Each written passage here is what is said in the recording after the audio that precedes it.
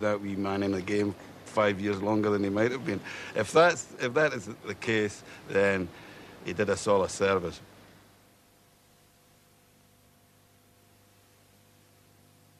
In football, the champagne can go flat very quickly. The cost of the service football managers give us is often measured on their own nerve ends. It takes a special kind of character to live among the headlines, but a sense of humour helps. In fact, when I was at Wolves, someone said to me, "Why did you take the Wolves job?" I said, "Well, I wasn't feeling very well." I said, "The doctor told me to get as far away from football as I could." So I took the Wolves job.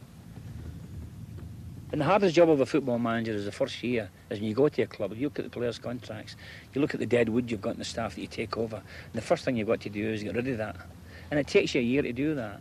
And unless you get results whilst you're doing that, of course you're out on your ear.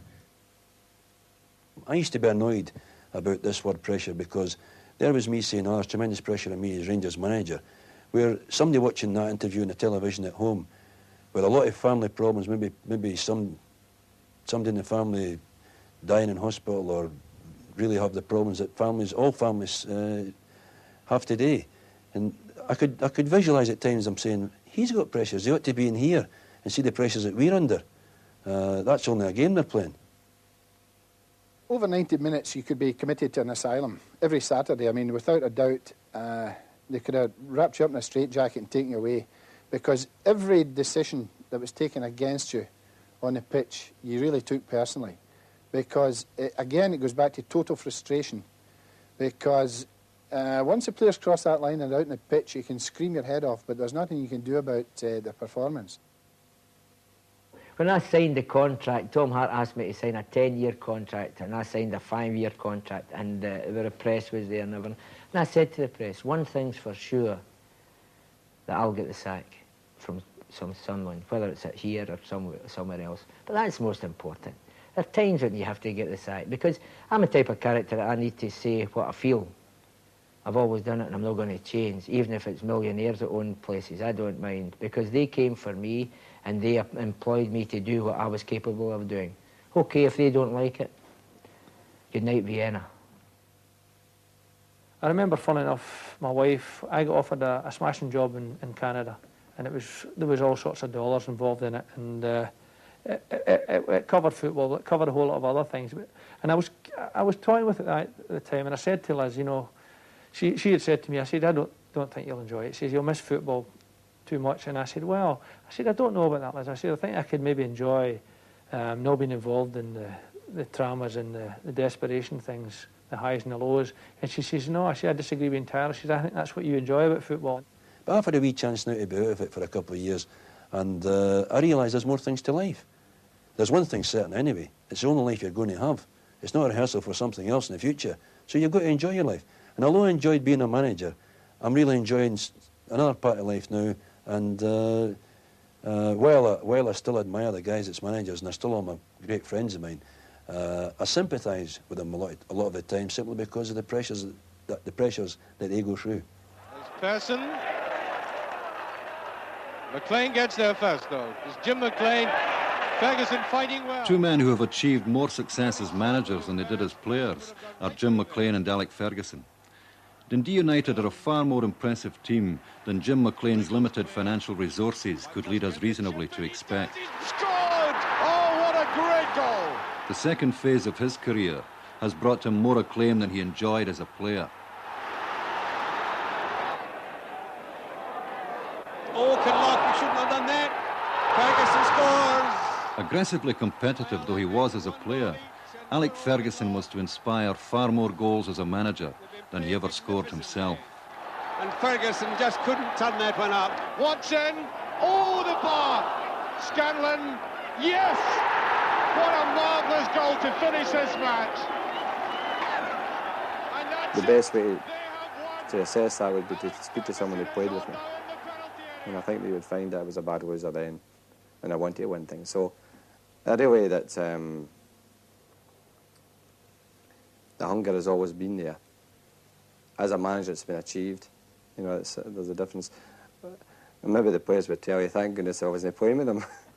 They maybe wouldn't win anything. 12 minutes of the first half gone. That's a good-looking ball again at Jackson. hard hit there by Simpson. And there's a floating equaliser ball. Away goes Cooper. Cooper with a great chance. Cooper must make it 4. He does. Oh. That's a good ball. McGee likes his position. And could be there. It is the winner. That will win the cup. Bell with a great goal. Ooh, off the post. I thought it was in. And then it is, yes.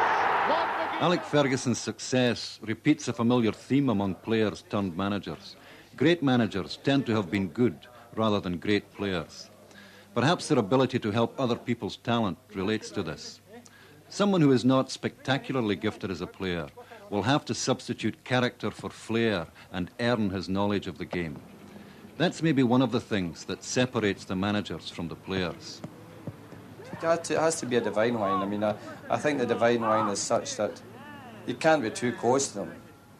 It's a difficult thing. I remember once Drew Jarvis saying to me, he says, you're too hard with them. You've got to patter them up and kid them on. Well, I'm not the kidding on type, to be honest with you. You know, I'm a bit more straight to the point. There's nothing wrong with losing your temper. Nothing wrong. At the end of the day, they get plenty of praise. And I think that sometimes premeditated, to be honest with you. You know, I think you've got to use all your facilities as a manager. There's times that it's suitable to lose your temper. There's times when it's suitable to be calm. Nonetheless, it does make me unapproachable with them. And there's not a thing I wouldn't do for them. I mean, I love them. But I probably would never say that to them.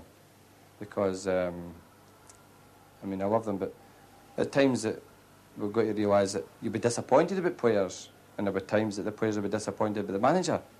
Maybe they feel that they're not being given they maybe not agree with a decision I take. But the one important thing about management, you've got to be able to make decisions that are unpopular, but no, you're right, that's part of the job, and I think I can do that.